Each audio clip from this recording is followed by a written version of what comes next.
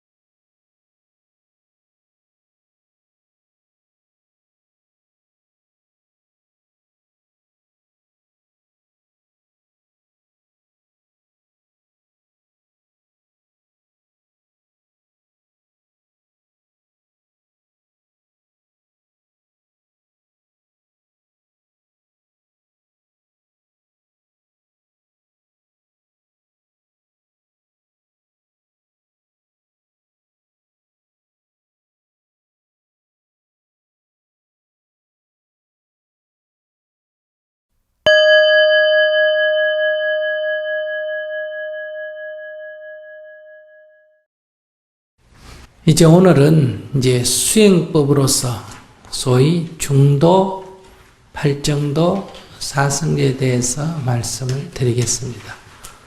부처님께서 교진여 등 오비에게 처음으로 벌을설한 것은 중도와 팔정도, 사성제라고 했죠.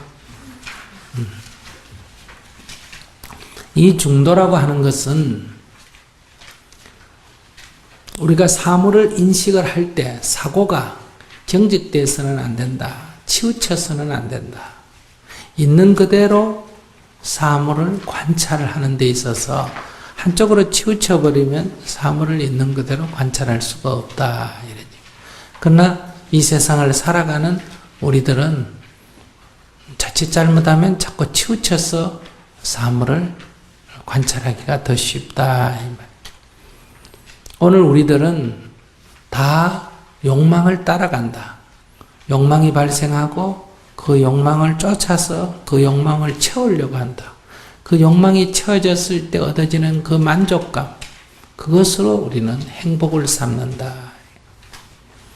그러나 이 욕망이라는 것은 채워지지 않을 수도 있고, 채워졌다 하더라도 그 욕망은 다시 커지기 때문에 또 채워지지 않게 되고, 이것이 반복된다. 그래서 욕망을 충족시켜서 만족감을 얻는 이것은 그 욕망이 멈추는 곳이 없다. 이런 얘기. 그래서 이것은 끝없이 계속이 된다. 그래서 경전에는 장작불에다가 비유하기도 합니다. 불꽃이 크면 클수록 더 많은 장작이 필요하다. 불을 꺼뜨려야 이 문제가 해결이 되지. 불이 계속 타고 있는 한 이 문제는 해결이 안 된다. 자, 그런 데서 욕망을 따라가는 길, 이것이 이 세상 모든 사람이 추구하는 길입니다. 우리가 철학적으로는 이 세상 사람이 그 어떤 철학을 갖든 어떤 종교를 갖든 어떤 사상을 갖든 할 것 없이 가장 그 기본 바탕에 사물을 바라보는 세계관에 있어서 문제가 있다 그랬죠. 그것이 바로 이 세계는 단독자들의 집합으로 이 존재를 보는 거예요. 그러니까 이 악견과 또 상견을 가지고 있다. 그러니까 단독자들의 집합일 뿐만 아니라 그 단독자들은 항상 그것이다. 그러니까 영원하다. 이런 얘기. 그러니까 악견과 상견의 바탕을 두고 사물을 보고 있다. 이거와 마찬가지로 또 하나 이 세속이란 건 뭐냐? 욕망을 충족시킬 때 얻어지는 그 기쁨, 그 만족감을 기쁨으로 삼고 행복으로 삼는다. 오늘 우리들이 다 그렇다 이거예요. 자기가 원하는 것이 이루어졌을 때 기쁨이 생기고, 원하는 것이 이루어지지 않으면 괴롭다. 이런. 그러니까 그 원하는 것을 쫓는다 이거예요. 어떤 이름과 수단을 붙이더라도 결국은 원하는 것이 이루어지느냐 안 이루어지느냐 이런 문제. 그 뭐 신을 쫓아서 원하는 걸 이루려고 하든지 개인이 노력해서 하든지 무슨 기술로 하든지 어쨌든 사람은 원하는 것을 이루려고 하는 이 한 길에 서 있다. 근데 또 다른 한 길이 있는데 그것은 이러한 욕망이나 욕구가 절대로 완전히 이루어질 수도 없고 이루어지는 것이 좋은 것도 아니다. 그렇기 때문에 이 욕망이라는 것은 억제하고 억압을 해야 된다. 그래서 욕망과 싸우죠. 그래서 욕망과 싸워서 이기는 그런 길을 나아가는 거예요.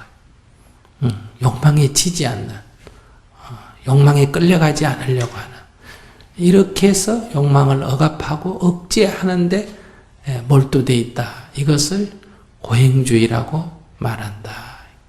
이 세상에 수행이라는 이름으로 또한 이런 고행주의를 추구하기도 한다. 그러니까 금욕주의다. 이런 것도 일종의 어디에 속합니까?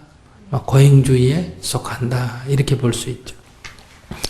그래서 부처님께서는 수행자가 조심해야 될 것은 두 가지가 있다. 극단에 치우쳐서는 안 된다. 하나는 쾌락주의를 쫓는 거고 하나는 고행주의를 쫓는 거다. 그 두 극단을 버려야 된다. 그래서 중도의 길을 가라 이렇게 말했어요. 그러니까 그 중도라고 하는 것은 이쪽에도 치우치지 말고 저쪽에도 치우치지 마라. 소위 말해서 미들웨이를 말하지만은 그냥 두 길의 중간이라는 의미는 아니다 이 말이에요. 목적지에는 최선의 길이다. 오히려 이렇게 말할 수가 있다. 그러면 이제 수행 차원에서는 이 중도를 어떤 것이 중도냐 이런 얘기예요. 그럴 때는 우리는 누구에게나 다 욕구, 욕망이 일어난다. 그럴 때 우리는 누구나 다 그 욕망을 쫓게 된다 이거예요. 그러니까 그 욕망에 따라가지 마라. 욕망의 노예가 되지 마라. 그럼 욕망의 노예가 되지 말고 욕망을 따라가지 않는다는 것은 그러면 욕망을 억압하고 욕망하고 싸워서 이기라는 얘기냐? 그 얘기가 아니다. 욕망을 억압하고 억제하고 싸우고 긴장하고 그렇게도 하지 마라. 욕망은 따라가지도 말고 싸우지도 마라. 이런 얘기. 그러면 따라가지도 말고 싸우지도 만다는 게 뭐냐 이거예요. 이 따라가거나 싸우는 것이 둘 다 어떻게 보면 정반대의 길 같지만 둘 다 욕망에 대한 작용이다. 욕망에 반응하는 거다. 욕구에 반응하고 있다. 자기가 지금. 그래서 마음을 편안하게 갖는 것과 뚜렷한 알아차림을 유지하는 이 두 가지를 동시에 해야 된다. 그럴 때 욕망을 알아차리고 지켜보고 내려놓을 수가 있다. 이런 얘기. 그래서 중도를 설했다. 이것은 초기에는 자기 마음을 알아차리고 그 다음에 거기에 끌려가지 않는 이것이 중도지만 중도는 이제 더 나아가게 되면 어디에도 치우치지 않는 것을 중도라고 한다. 다시 말하면 법을 설할 때도 중도를 설한다. 이렇게 말할 수 있습니다. 어떤 사람의 고뇌에 대해서 부처님께서 법을 설할 때 방편설을 한데 그 사람의 형편과 조건에 따라서 설법이 달라지죠. 이것이 다 방편설이다. 그의 근기에 맞춰서 설한다는데 그것이 바로 그 사람에게 있어서의 뭐다? 중도다. 치우침이 없이 이쪽도 아니고 저쪽도 아니고 오직 목표로 가는 바른 길이다. 이런 의미가 돼요. 그래서 중도는 우리가 해탈과 열반에 이르는 최선의 길이다. 이렇게 말할 수 있어요. 최선의 길이며 바른 길이다. 그래서 중도는 곧 정도다. 근데 이 정도라고 하면 자칫 잘못하면 어때요? 정해진 길로 이해할 수가 있다. 바른 길이라는 것이 옳고 그름, 바르고 틀림의 정해진 길처럼 느낄 수 있기 때문에 여기에서 중도라고 말한다.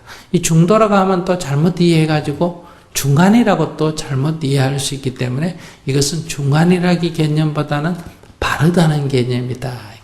바르다 하면 바르고 틀린 것의 상대적 개념으로서의 바르다고 이해할 위험이 있기 때문에 또한 중도다 이렇게 말했어요. 그러니까 중도라는 것은 정도를 말하고 정도라고 말할 때 이것은 삿된 길과 바른 길의 이 상대적 개념으로서의 정이 아니라 언제나 바른, 그러니까 그 바름은 정해져 있지가 않다는 거예요. 상황에 따라서 그 주어진 상황이 작용한 바른 길이죠.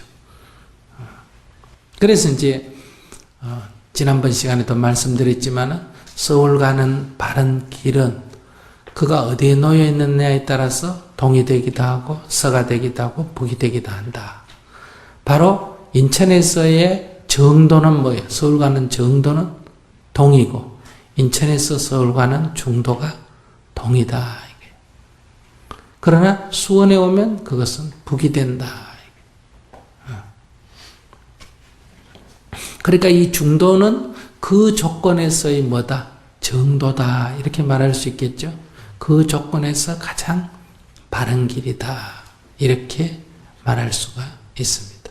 예를 들어서 어떤 얘기를 시간과 공간을 무시하고 자꾸 언어를 절대화시킨다. 이거예요. 그때 그러한 것이 가장 적절했다 할 때는 그 시간과 그 공간, 그 조건에서 가장 적절했다. 이런 얘기예요. 그러니까 시공을 떠나서 가장 적절했다는 말은 없다. 이거예요. 그러니까 이 중도라는 것은 또 다른 말로 하면 적중이라는 얘기도 되겠죠. 가장 그 목적에 도달할 수 있는 가장 바른 길, 적중되는 길, 이런 의미도 있다. 그리고 사물을 인식하는 방법은 또 연기적이라야 한다. 꼭 12고리가 아니라도 연기적 관점에 서 있어야 한다. 그리고 그 수행 방법에 있어서 중도적인 원칙이 있어야 되고 그 법을 사람에 있어서도 중도적 관점을 가지고 있어야 한다.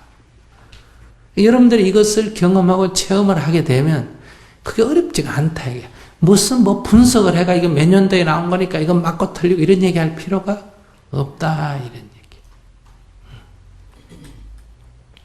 그래서 부처님께서 내가 열반에 든 뒤에 분명히 이런 일이 생길 거다. 내가 어느 때 부처님으로부터 이런 법문을 들었다. 이렇게 주장하는 사람이 생길 거다. 그럴 때 그 사람이 내가 부처님한테 들었다. 이렇게 주장한다고 무조건 그것을 믿어서도 안 된다. 또 그렇다고 그 사람의 주장을 무조건 무시해서도 안 된다. 그 사람의 얘기를 들어보고 이것이 부처님께서 평소에 하신 말씀과 비교해보고 이것이 동일한 맥락에 있는가를 먼저 확인해라 이 말이에요. 그렇다면 요즘식으로 쉽게 얘기하면 무슨 뜻이다? 이게 연기법의 연기적 세계관에 입각해 있는가? 이것이 삼법인의 원칙에 맞는가? 이것이 중도적 관점을 가지고 있는가? 이런 것들을 볼 때 그것이 합당하다면 어때요? 우리는 이것을 수용해도 되고 여기 합당하지 않다면 그것을 배격해야 된다. 그러니까 그냥 누가 주장한다고 무조건 틀렸다든지 무조건 옳다든지 이러면 안 된다. 그런 관점에서 우리가 성경을 읽으면 성경에도 예수님이 어떤 부분은 이런 중도적 관점을 갖고 있는 게 있겠어요? 없겠어요? 있겠지. 그럼 그것은 받아들여도 좋다. 이거예요.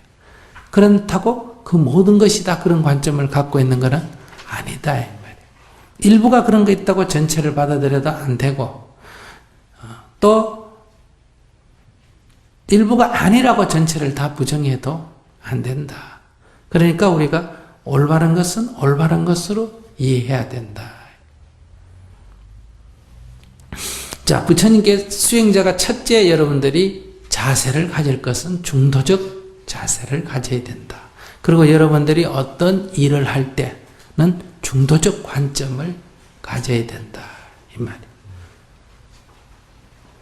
혼자 있을 때는 자기 생각대로 해도 되겠죠.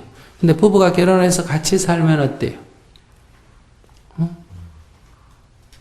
내 생각이 옳으냐, 너 생각이 옳으냐, 둘 중에 하나다. 이렇게 안 됩니다. 아시겠어요?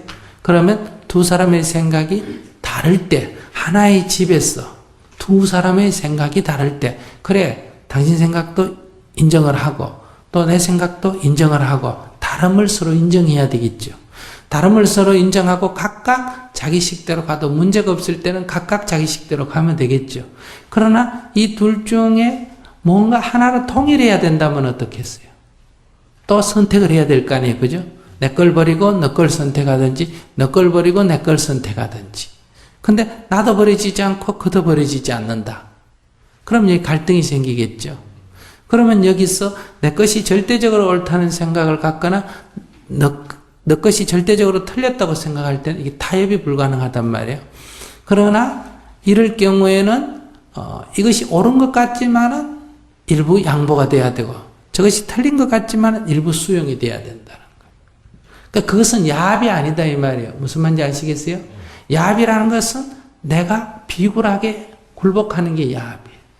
어떤 이익을 위해서 비굴하게 구는 게 야합이다 이 말이에요. 그래서 우리는 중도라고 하는 것은 그 상황에 따라서 달라진다. 그래서 이 중도가 또 잘못 적용되면 어떻겠어요? 원칙 없는 사람, 코에 걸면 코걸이, 귀에 걸면 귀걸이, 또 이렇게 오해할 수가 있다. 중간이라고 오해하거나 아무렇게 해도 된다고 오해한다. 이게. 그러나 여러분들 그림에서 잘 이해했듯이 서울 가는 길이 정해져 있지 않다 하는 것은 정해져 있지 않으니까 막 아무렇게나 가면 됩니까? 아무렇게나 가면 절대로 안 되는 건 확실하죠. 그건 위치에 따라 방향이 탁 분명하게 나옵니다. 그러니까 이 중도가 그냥 원칙한 타협론자가 아니다 이 말. 여기는 분명히 바른 길이 있다 이거예요. 근데 그 바른 길이 조건에 따라 다르다는 뜻이에요. 그러니까 이것이 주관적으로 해석되어질 문제가 아니에요. 그런데 우리는 이 중도를 조건에 따라 다르다는 것을 자꾸 주관적으로 생각한다 이게. 이 상황에 따라서 바른 길이 있다 이 말. 그 다음에 이제 이 중도는 바른 길이기 때문에 이 바른 삶의 길이다 이게. 그래서 여기에 의해서 바른 길은 다시 8가지로 나누어서 8정도라는 게 나온다. 8가지 바른 길이다 이런 뜻이에요. 그 8가지는 앞에서 얘기했지만 우리가 해탈로 가려면 수행 방법으로 3가지를 행해야 된다 그랬어요. 첫째가 뭐예요? 계를 지키고, 두 번째가 뭐다? 선정을 닦고, 세 번째가 지혜를 증득해야 된다 그랬죠. 이것에 따라서 8가지, 이게 개정의 사막이나 8정도나 현에 같은 거예요. 이 설명 방법이 다르지. 그러니까 이 8정도에서 첫째, 사람이 말을 할 때 말을 바르게 해야 된다. 이것을 정어라 그래. 정어 한문으로. 말이라는 게 이게 매우 중요합니다. 인생을 살아가면서. 사람이 자기 감정대로 말하면 됩니까? 안 돼요. 지 기분 내키는 대로 말하면 안 된다. 그래서 이 정어, 바르게 말하라 할 때 첫 번째 말은 진실해야 된다. 실어를 해야 됩니다. 진실한 말을 해야 된다. 그래서 부처님은 사실을 말하는 자며 진실을 말하는 자며 다른 말을 하지 않는 자며 거짓된 말을 하지 않는 자다. 실어자요, 진어자요, 불의어자요, 불광어자다. 건강경에 이렇게 4가지로 말합니다. 또 반야신경에는 어때요? 진실, 불허. 이것은 진실하여 헛됨이 없다. 이렇게도 말한다. 그러니까 이 첫째, 진실해야 된다. 사실을 있는 그대로 말해야 된다. 그러니까 거짓된 말을 하면 안 된다. 이게 첫째. 두 번째는 말이라고 하는 것은 부드럽게 말해야 된다. 그 욕설하면 안 된다. 이 말이에요. 욕설을 하면 안 된다. 또 말이라는 것은 알림입니다. 그죠? 나의 마음을, 상황을 타인에게 알리는 거지 명령하고 지시하는 게 아니다. 근데 우리는 이 명령하고 지시하는데 너무 익숙해 있습니다. 저도 제 자신을 보면 우리가 쓰는 말에 너무 그게 어릴 때부터 익숙해져 있다 이 말이에요. 근데 우리가 경전에 보면 주로 말은 알림입니다. 상황을 알린다. 그러니까 말하는 사람의 의도보다는 말을 듣는 사람에 더 초점을 두고 있습니다. 우리 같으면 예를 들어서 이러죠. 말할 때 밥 드세요 이러잖아. 그죠? 그렇게 말해야 안 해요. 스님 밥 드세요 이렇게 얘기하지. 여보 밥 드세요 이렇게. 애야 밥 먹어라 이러잖아. 근데 이거는 엄격하게 경어를 쓰느냐 반말을 쓰느냐 밖에 차이가 없지. 사실은 뭐예요? 명령이에요. 그래 안 그래요? 그래요. 그거는 만약에 밥 먹으라 하는데 안 먹으면 나중에 뭐라 그래요? 짜증을 내거나 성질을 내잖아. 그죠? 밥 안 먹고 뭐해요? 이래 나오잖아요. 밥 먹어라. 그 다음에 안 먹으면 밥 안 먹고 뭐 하느냐? 그 다음에 조금 더 지나면 어때요? 안 먹으면 치운다. 협박 아니에요. 그죠? 안 먹으면 치워버린다. 이래죠. 이런 것들은 다 우리가 쓰는 용어가 거의 명령조다. 이 말이에요. 우린 이걸 일상적으로 쓰고 있다. 이거예요. 그런데 이제 알림이란 건 뭐냐? 식사 준비가 다 됐습니다. 이건 알리는 거죠. 먹고 안 먹고 누구 문제예요? 그 사람의 문제예요. 식사 준비가 다 돼 있다. 경전에는 이걸 뭐라 한다? 때가 되어 싸웁니다. 이렇게 말한다. 때가 됐다. 뭐 밥 먹을 때가 됐다. 강의할 때가 됐다. 이렇게 알림을 주로 하죠. 그러니까 이게 이제 부드럽게 말하는 거예요. 어떤 명령조로 말하는 게 아니라 다만 알린다. 그래서 그 선택권이 상대에게 있다. 이 부드럽게 말하는 것은 욕설을 하지 않는 것도 들어가고 이렇게 강요나 명령을 하지 않는 것도 여기에 들어간다. 이렇게 말할 수가 있습니다. 그 다음에 이제 더 얘기한다면 꾸며서 말하거나 없는 말을 있는 듯이 꾸며서 말하는 것. 기어라 그러죠. 기어. 그 다음에 여기 가서는 이 말하고 저기 가서는 저 말하는 것을 뭐라고 한다? 양설. 이런 건 다 여기에 속한다. 우리가 믿을 신자를 어떻게 씁니까? 사람 인변에 말씀 원자를 쓰죠. 그러니까 사람의 말은 진실이기 때문에 뭐하다? 믿을만하다 이런 얘기. 그런데 오늘날 우리가 사람의 말은 믿을 게 못 된다. 이렇게 돼 있죠. 남의 말을 믿는 거를 아주 웃긴다고 생각하죠. 아니 그런 말을 믿어. 우리가 이러지 않습니까? 워낙 진실하지 못하다 보니까. 그래서 첫째 말을 바르게 해야 된다. 수행자는 말이 발라야 된다. 진실을 말해야 된다. 부처님께서도 깨달음을 얻었을 때 자기 친한 친구한테도 어때요?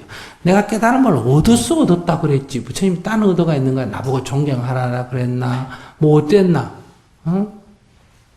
그건 내가 깨달았다 하는데 안 믿잖아. 거짓말이라고. 저씨 거짓말한다. 이럴 때 부처님 뭐라 그랬다 그랬어요?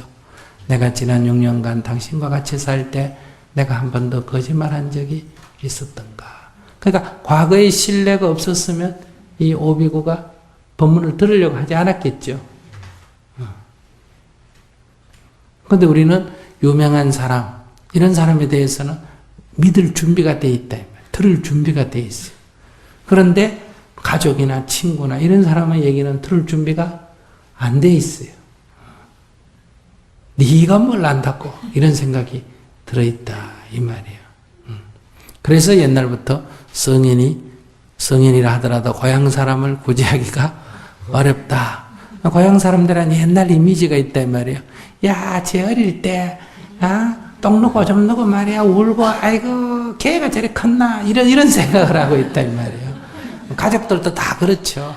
가족들도 그 어릴 때 뭐 이런 거 말썽표도 이런 기억이 다 남아있지 않습니까? 그때 그런 영상이 있기 때문에 이것을 예를 들면 스승으로 받아들이기나 이렇게 받아들여지지 않는다는 거예요. 그 영상에 젖어 있기 때문에. 그래서 우리가 이 말을 바르게 하는 것, 다른 것도 다르지만 이것이 신용입니다. 아시겠어요? 언행이 발라야 된다. 그래야 사람이 신용이 있다. 그래서 일시적인 이익을 추구하면 안 된다. 먼 미래를 생각하면 사람이 진실돼야 됩니다. 일시적인 손해를 보더라도 거기에 흔들려서는 안 된다. 첫 번째, 진실해야 한다. 그러니까 말이 발라야 된다. 두 번째는 행동이 발라야 됩니다. 행동. 행동이 바르다. 이게 뭐냐? 행동에는 세 가지가 있다. 첫째가 뭐다? 이렇게 남을 때리거나 죽여서는 안 된다. 우리가 배웠죠? 불살생, 비폭력의 태도여야 한다. 남을 때리거나 죽여서는 안 되고 오히려 어때요? 죽어가는 사람을 살려줘야 된다. 이것이 첫째, 행동이 바른 것 가운데 첫 번째다.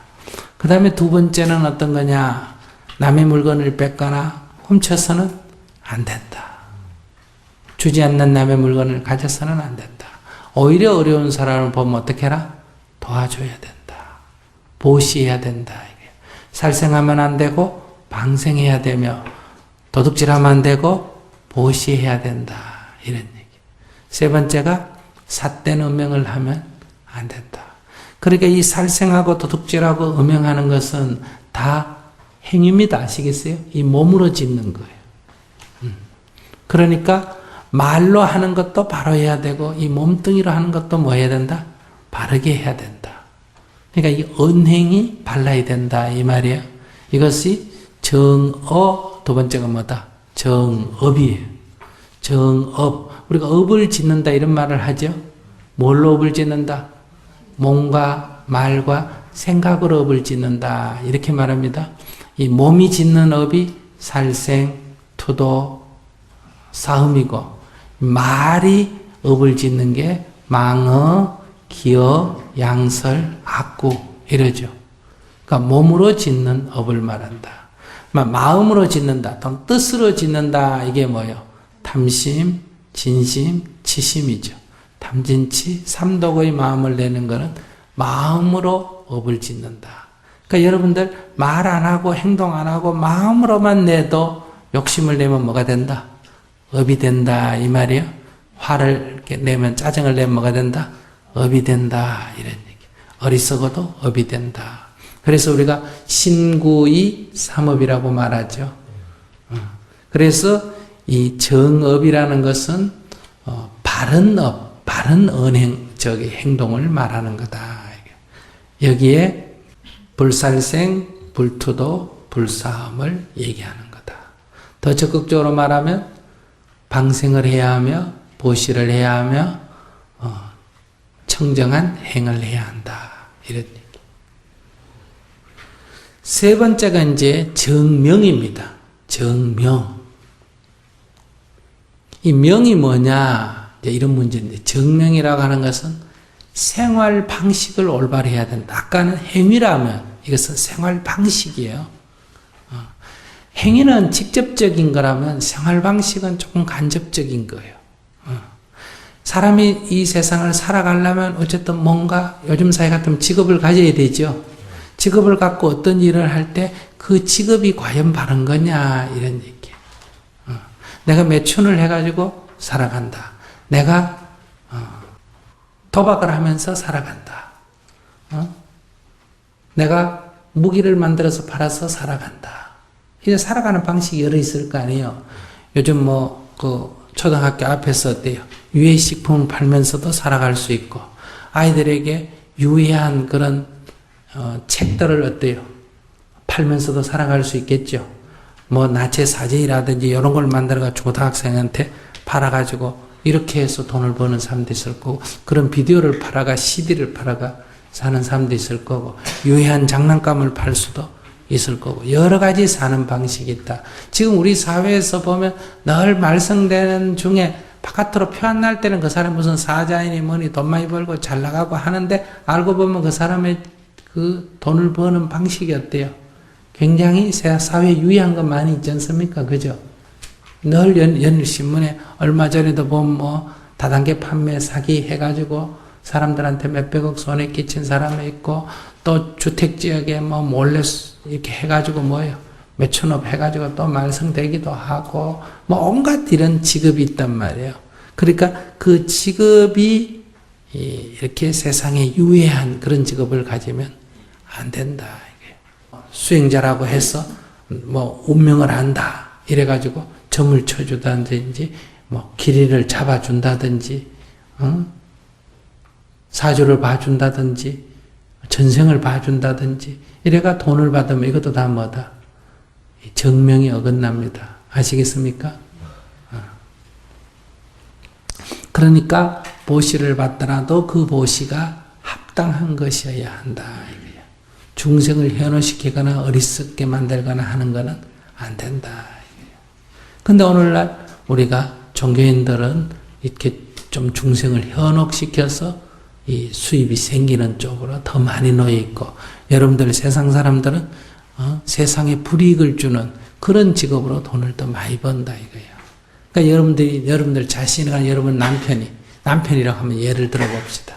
공무원을 하는데 막 여기저기 좀 뇌물도 좀 받고 해가 집에 돈을 좀 많이 주고 집도 좀 크게 사고 차도 사고 막 마누라한테 돈도 좀 많이 주고 하면 좋아요 안 좋아요?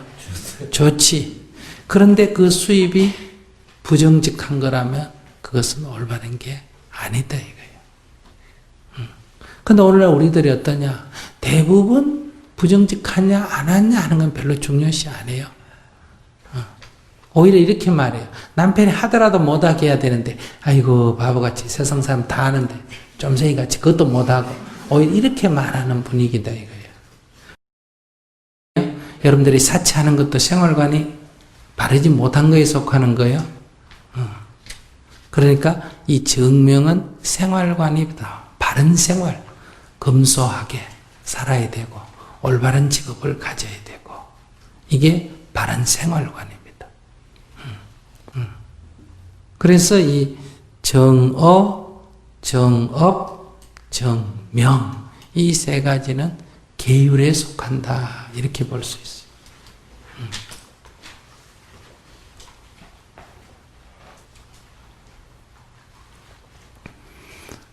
바르게 말하라, 바르게 행동하라, 바르게 생활하라 이렇게 말할 수 있다. 그러니까 바른 말이 뭐냐, 바른 행동이 뭐냐, 바른 생활이 뭐냐 하는 것을 여러분들이 구체적으로 알아야 된다.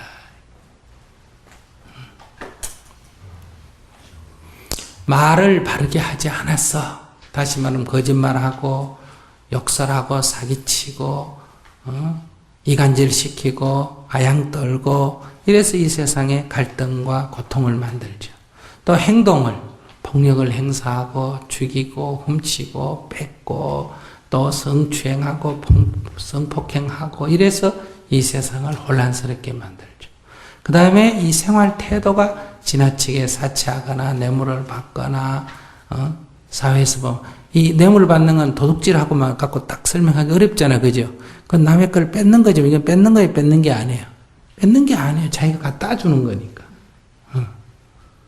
이런 것부터 해서 의사든 변호사든 우리 사회에서 말하는 좋은 직장이라고 하는 직장 그 자체는 좋은데 거기에 바른 직업관을 안 갖게 되면 그것이 중생을 괴롭히는 게 되고 또 직장 자체가 없어야 될 직장 그런 직업은 없어야 되는 걸 또 가지고 있는 것도 굉장히 많다 이거예요. 이런 것들은 우리가 행하지 않는 것이 정명이다. 그러니까 여러분들이 좀 5개 정도 받아서 불자가 된다 할 때는 이 5개만 어긋나지 않으면 되지만은 여러분들이 8개를 받아가 제가 있으면서 수행한다 할 때는 뭘 지켜야 된다?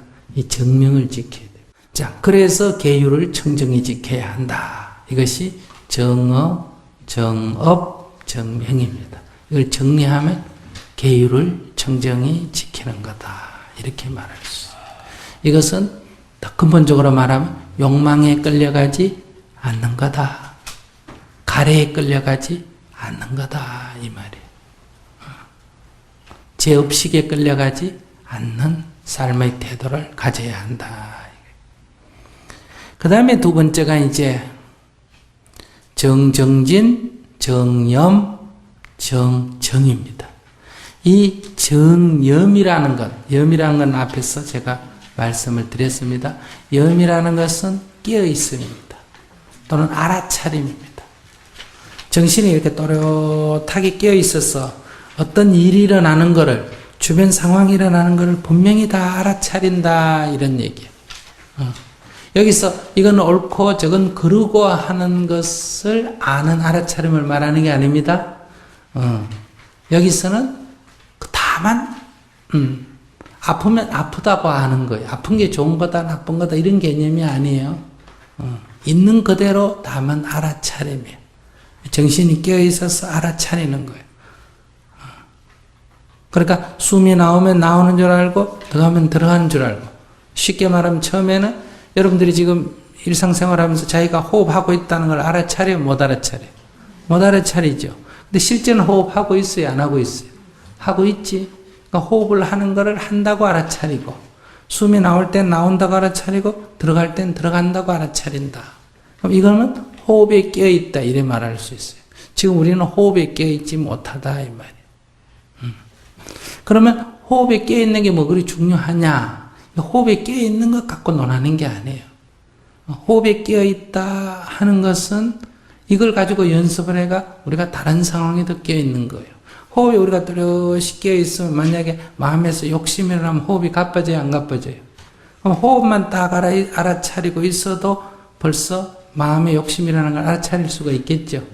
그러니까 호흡이 목적이 아니라 그걸 통해서 마음을 알아차리는 거예요.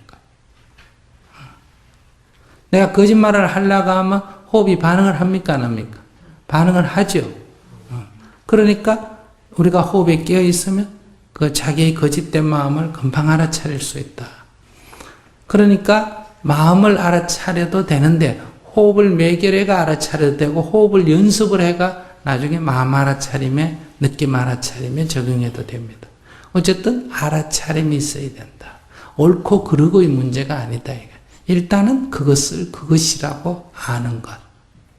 뚜렷한 알아차림이 있어야 된다. 근데 지금 이렇게 앉아있으면 다리가 아프다 할 땐 다리 아픈 것은 알아차리지 않으려고 해도 알아차려집니까? 안 알아차려집니까? 알아차려지죠. 그러니까 이런 거는 알아차림이라고 할 거고, 이것도 알아차리면 알아차림이에요. 그러니까 이건 노력할 게 없어요. 이건 저절로 되는 거니까. 그러면 우리가 여기서 적어도 알아차림이라는 것은 일상적으로 놓쳐버리는, 그러니까 미세한 것을 말한다. 그러니까 그건 정신이 또렷이 끼어 있어야 미세한 걸 알 수가 있지 않습니까? 그죠? 그런 미세한 것들이 쌓여서 뭐다? 이런 큰 것들이 일어난단 말이에요. 그러니까 미세할 때 알아차려야 되는 거예요.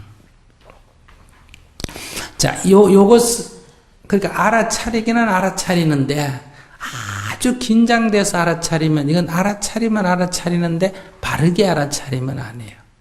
바르게 알아차리려면 아주 고요한 상태에서 알아차림이 유지할 때 이게 바르게 알아차린다, 이렇게 말할 수 있다, 이 말이에요. 이게 정념이다, 이거예요. 또 정정이라는 것은 고요함을 말합니다. 고요하기는 고요한데 잠들어서 고요한 거는, 고요함은 고요함인데 뭐는 아니다? 정정은 아니다, 이 말이에요. 그러니까 적어도 바른 고요함이라고 하는 것은 깨어있는 상태에서의 고요함을 말하는 거예요. 그래서 정정과 정념, 고요한 가운데 깨어있고 깨어있는데도 고요해야 돼요.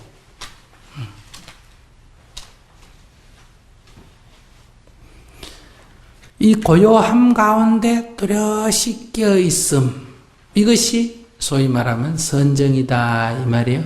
선정이다. 이게 선정에 들었다 할 때는 고요한 가운데 뚜렷한 깨어있음이 유지될 때 이걸 뭐라고? 선정에 들었다. 그럼 이 선정에 들려면 서서 하는 게 좋을까? 앉아서 하는 게 좋을까? 누워서 하는 게 좋을까? 앉아서.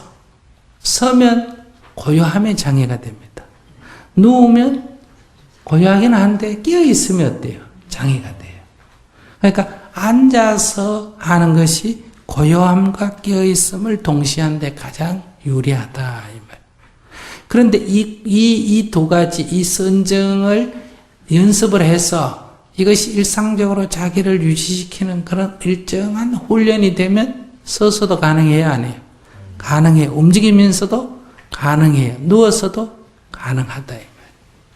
근데 오늘 우리는 누우면 편안하긴 한데 뭐 해야 된다? 잠들어 버려요. 망상을 피우든지. 서 있으면 잠은 안 오죠. 대신에 뭐 합니까? 마음이 고요하지가 못하다. 그래서 처음에는 좌선을 하고 앉아서 이것을 닦고 일정하게 닦이면 행선, 움직이면서 해도 되고 와선, 누워서 해도 된다. 이 말. 처음에는 정, 멈춘 상태에서 주로 해야 되고 나중에는 동, 움직이는 가운데서도 가능하다. 그런데 이 고요한 가운데 끼어 있다는 것은 이게 이제 이런 상태에 놓이면 선정에 들었다 하지만은 우리가 선정을 닦는다라고 말할 때는 처음부터 이렇게 됩니까? 안 됩니까? 안 되죠. 그러니까 여기는 꾸준한 뭐가 필요하다? 연습이 필요하다. 그 꾸준한 연습, 그걸 뭐란다? 정진이다. 이렇게 말하는 거예요. 정진한다는 말은 연습한다. 이런 얘기예요. 그러니까 오늘 운동선수도 또 연습을 많이 해야지요.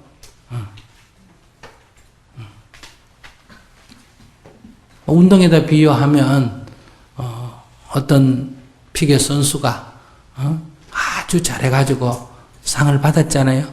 근데 또 오늘은 잘못해가 등수가 잘해 빌렸다 이 말이에요. 그러면 그게 뭐예요? 우리 이 수행으로 말하면 방심한 거죠. 방심. 아무리 이게 수행을 해도 방심하면 어때요? 마음이 어느덧 어리석어져 버린다. 방심. 이렇게 또렷하게 이게 항상 껴 있어야 되는데 잠깐 놓쳐버리면 가버린다. 그러니까 이 어떤 공부든 그 사람이 계속 그 자리를, 그러니까 노력 없이 그 자리를 유지할 수 있습니까? 없습니까? 없어요. 그래서 우리는 항상 껴 있어야 되는 거지. 오늘은 껴 있고 내일은 멍청해도 되고 이런 게 아니다. 그래서 정진을 해야 된다. 부처님께서도 항상 정진했다 이렇게 말하죠. 나는 항상 정진했노라. 부지런히 정진했노라. 방심하지 마라. 방해를 하지 마라. 꾸준히 해나가야 된다. 그러니까 어떤 공부든 그걸 하면 될 때도 있고 안 될 때도 있고 그래서 연습이 필요한 거예요. 그래서 꾸준히 해야 돼. 근데 우리는 조금 해보고 안 되면 포기해버려. 조금 해보고 안 되면 포기하고 좌절하고 절망하는 건 뭐예요? 욕심을 하기 때문에 그래.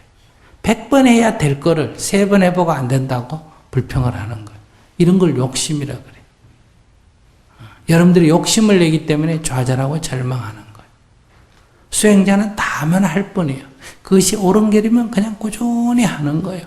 어떤 상황이 오더라도 되고 안 되고도 구애받지 말고 꾸준히 해야 되는데 그 꾸준히 하는 데는 목표가 있어야 될 거 아니에요. 그죠? 그냥 뭐 아무렇게나 열심히 한다고 되는 게 아니단 말이에요. 그래서 앞에 뭐다? 정진이라고 했단 말이에요. 도둑질도 열심히 하면 그 정진이에요? 아니겠죠? 그러니까 무엇을 열심히 하느냐. 그러니까 열심히 하는데 앞에 바르게 열심히 하라 이 말 아니에요. 그죠? 그 바르다는 게 뭐예요?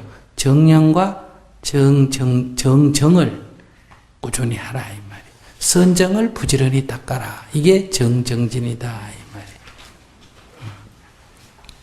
그래서 정령과 정념을 정진하는 이것을 뭐라고 한다? 선정을 닦는다 이렇게 말해요. 선정을 닦는다는 게 뭔지를 알아야 돼. 그럼 만약에 선에서 화두선을 한다 할 때도 똑같습니다. 화두를 든다. 화두를 항상 챙기고 있다. 이 말은 무슨 말이에요? 거기에 끼어 있다 이 말이지. 거기에 또렷이 집중되어 있다 이 말이에요. 그런데 정이라는 것은 마음이 어떤 상태에서? 고요한 상태에서. 고요한 상태에서 거기에 또렷이 끼어 있어야 되는 거예요.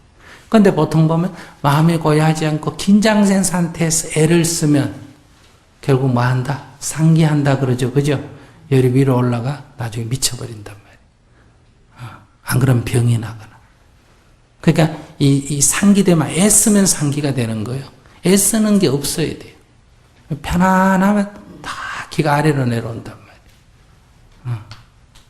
여러분도요 지금 공부하는데 편안한 상태에서 또렷이 끼어가 법문을 듣는 사람도 있고 졸린다 꼬집어가면서 막 이래 성경 써가면서 막 긴장을 해가 이래가 들으면 힘든단 말이에요.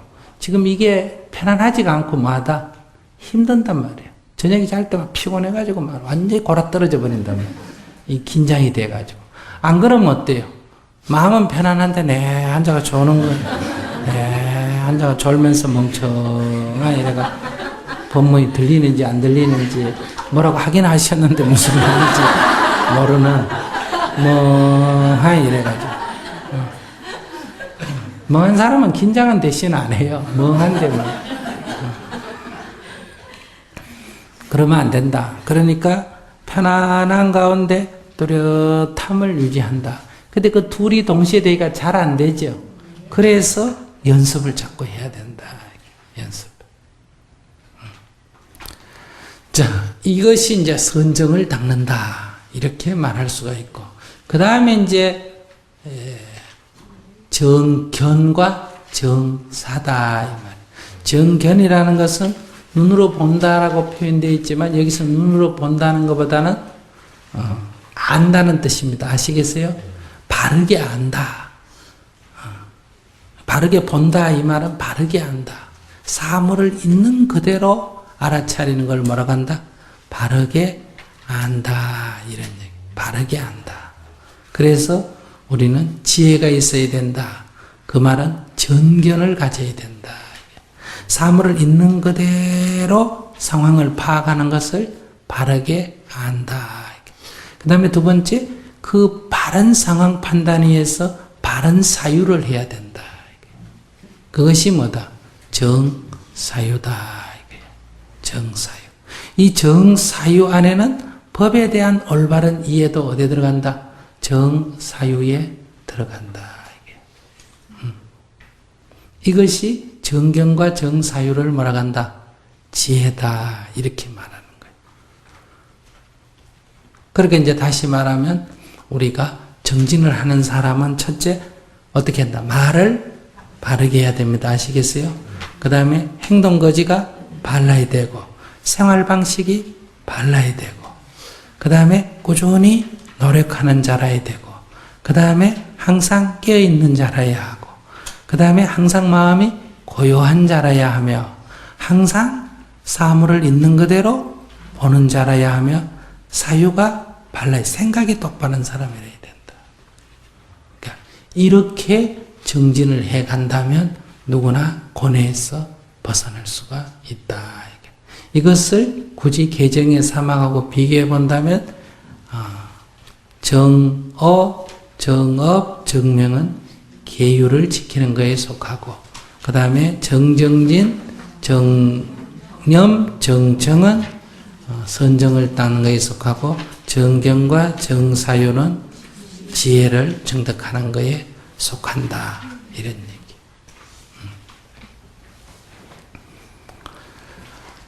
이제 그 다음에 이제 앞에 불교의 첫걸음에서도 이미 얘기가 됐지만은 이제 네 가지 성스러운 진리, 이 네 가지 성스러운 진리라 해서 사성제를 말합니다.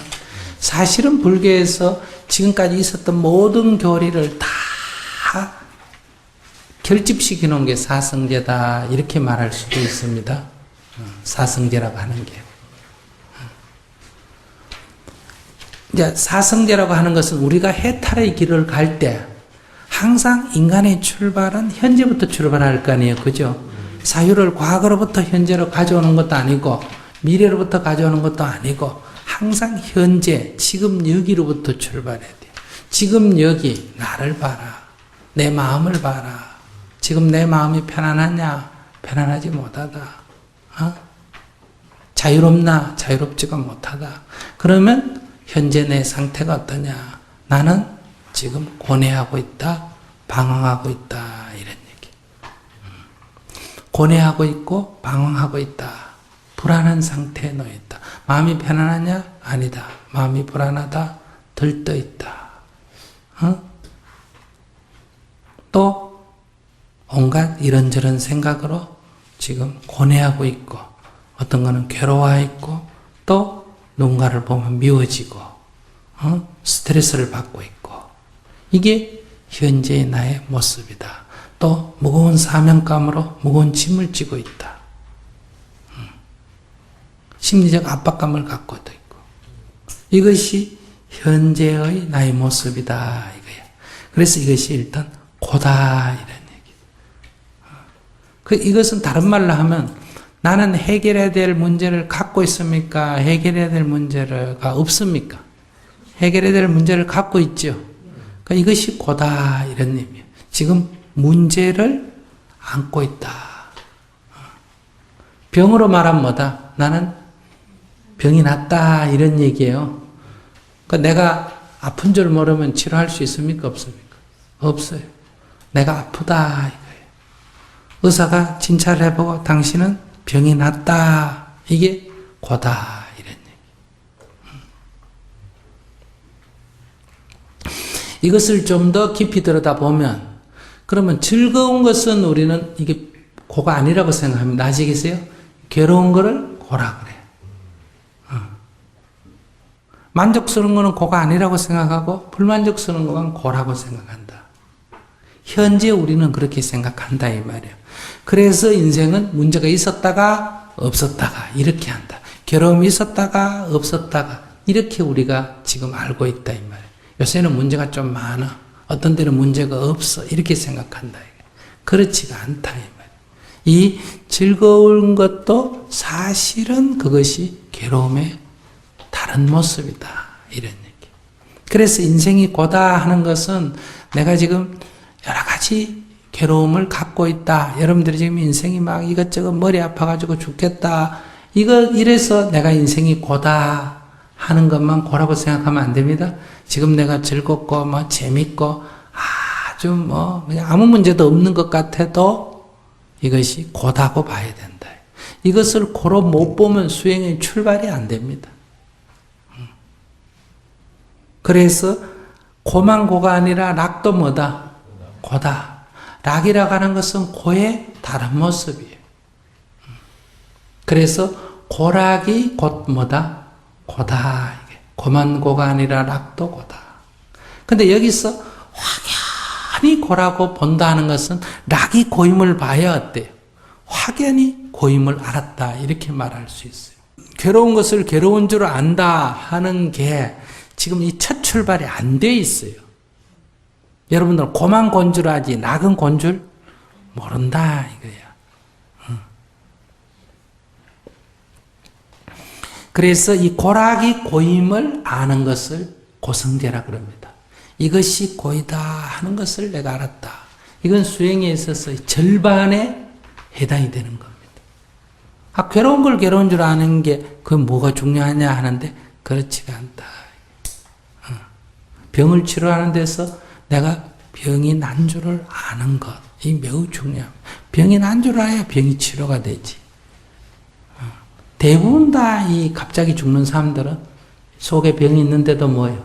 병이 있는 줄을 모르고 있다가 어느 날 병원에 갔다가 갑자기 드러나서 손 쓸 수 없는 경우가 많아요. 자, 그래서 이것이 고다 할 때에 고는 괴로움이다 이런 말이고 그 괴로움의 종류에는 여러 종류가 있다. 다시 말하면 우선 통증도 거기에 속할 거고 그 다음 뭐예요? 즉 통증에 따른 고통도 거기에 속할 거고 그 다음에 뜻대로 안 돼서 생기는 괴로움도 속할 거고, 슬픔도 속할 거고, 미움도 속할 거고, 화나고 짜증내는 것도 거기에 속할 거고, 외로운 것도 거기에 속할 거고, 방황도 거기에 속할 거고, 이런 거 다 이 괴로움에 속하는데, 이것이 하나만 얘기하는 게 아니다. 즐거움도 어디에 속한다? 고에 속한다. 락도 곧 고임을 알아야 된다. 그렇기 때문에 앞에 무슨 말이 붙었다? 일체가 붙었잖아. 그죠? 일체가 다 뭐다? 고다. 드러난 현상만 보면 이 세상은 고락이 있어서 절반은 고고 절반은 락이다. 이렇게 볼 수 있는데 그렇지 않다. 일체가 다 고다. 그러니까 지옥의 고만 고가 아니라 천상의 락도 뭐다? 고다. 그러니까 이 세상은 고락이 계속 돌고 도는 윤회의 세계다. 윤회의 세계다. 그러니까 자제천왕이 아주 자랑스러워하니까 부처님께서 너무 자랑하지 마라. 그것은 복이 닿으면 어떤다? 다시 인간으로 떨어지고 악의로 떨어지고 지옥으로 떨어진다.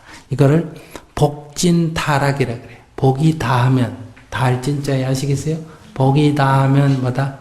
다 떨어진다 이 말이에요. 타락, 떨어진다. 아무리 천상의 복이 좋다 하더라도 그 복이 닿으면 떨어진다.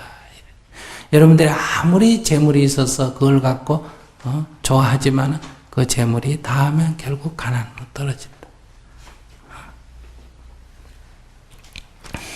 그래서 이 지옥과 천상으로 돌고 도는 이 육도 윤회 3개의 이것은 다 고통. 그래서 3개가 뭐하고 있다? 불타고 있다.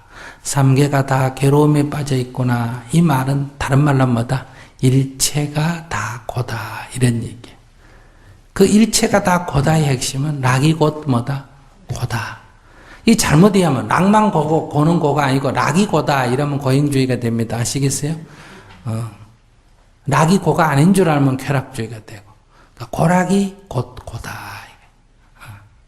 그래서 이것이 고다. 이 고성제예요. 이 현실의 문제를 정확하게 있는 현실을 내가 파악했다. 이런 얘기. 그러면 이렇게 괴로움만 하지 마라. 이 괴로움의 원인이 뭐냐? 이것은 괴로움의 원인은 집착이다. 이 집이라는 말은 그냥 집착만을 말하는 게 이 괴로움의 원인을 말합니다. 그러면 괴로움의 원인은 우리가 대상에 집착한다. 집착은 뭐예요? 욕구에 따르니까 집착을 하게 되겠죠. 그런데 그러면 이 집착하는 것은 욕구로부터 빚어지고 욕구는 어디서부터 빚어진다? 수로부터 빚어지는 거예요. 수는 식으로부터 빚어지는 거예요. 그래서 올라가면 결국 근본은 뭐다? 무명이다. 그러나 현실적으로 우리가 괴로움의 원인은 집착이죠. 그 집착만 내려놓으면 어때요? 괴로움은 사라집니다. 그런데 집착이 안 내려진다는 데 문제가 있다 이 말이에요. 왜냐하면 거기에 좋아하기 때문에 그게 안 내려놔지는 거예요. 그러면 안 좋아하려고 해도 좋아할 수밖에 없다 이 말이에요. 왜? 기분이 싹 좋으니까. 그런 걸 딱 들으면 기분이 싹 좋으니까 그걸 좋아하게 된다 이 말이에요. 이런 식으로 해서 이제 원인을 규명해 올라가서 우리가 근본 원인을 제거하는 게 그게 바로 뭐다? 집이다. 그럼 만약에 이 집착을 놓게 되면 즉 무명을 타압하게 되면 어때요? 이 괴로움은 사라진다. 이게 병이다. 이게 병의 원인이다. 그럼 이 병의 원인을 제거하면 어떻게 된다? 건강한 몸을 되찾는다. 만약에 이 집착이 사라진다면 그는 모든 괴로움이 사라진다. 그게 멸이다 이 말이에요. 그러면 이 병을 치료하려면 이 괴로움을 없애려면 어떻게 해야 되냐? 여기 바로 도가 있다. 그럼 실천, 이게 이제 구체적인 실천이다. 이 구체적인 실천을 우리가 도라 하고 도는 뭐다? 팔정도다. 그러니까 팔정도를 행하게 되면 어때요? 팔정도를 행하게 되면 뭐가 사라진다? 집이 사라지고, 집이 사라지면 어떻게 된다? 고가 사라지게 된다.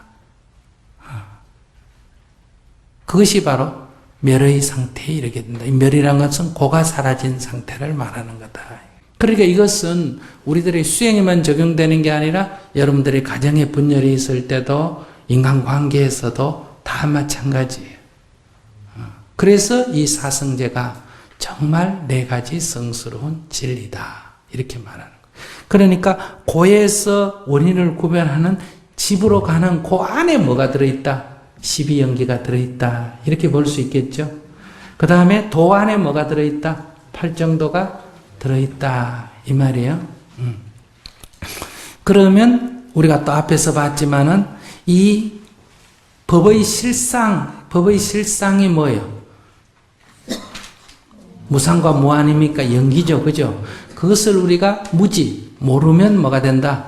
일체가 고가 되고 그것을 깨닫게 되면 우리가 열반적정에 이른다. 그럼 그 시스템도 요 안에 들어온단 말이에요. 그러니까 따로따로 배우기도 하지만 우리가 이것을 하나의 관점에서 보는 눈도 있어야 된다. 그래서 사성제라고 하는 것은 얼마나 중요하면 네 가지 성스러운 진리라고 하겠냐. 그러니까 이런 사유체계를 가져야 불교도라고 할 수 있다 이 말이에요. 아이고 괴로워 죽겠습니다. 아이고 부처님 좀 도와주세요. 이게 불교도가 아니다 이 말이에요. 이런 사유체계를 가져야 된다. 어떤 사물을 볼 때 늘 이렇게 딱 접근해 들어가야 된단 말이에요. 그러니까 이게 과학자와 거의 같은 방식 아닙니까? 그죠? 이것을 이럴 때 우리가 부디스트는 어떻게, 불교도는 어떻게 사물을 보는가? 연기적으로 본다. 또는 중도적 관점에 선다. 이런 얘기를 한단 말이에요. 자, 그럼 여기까지 하겠습니다.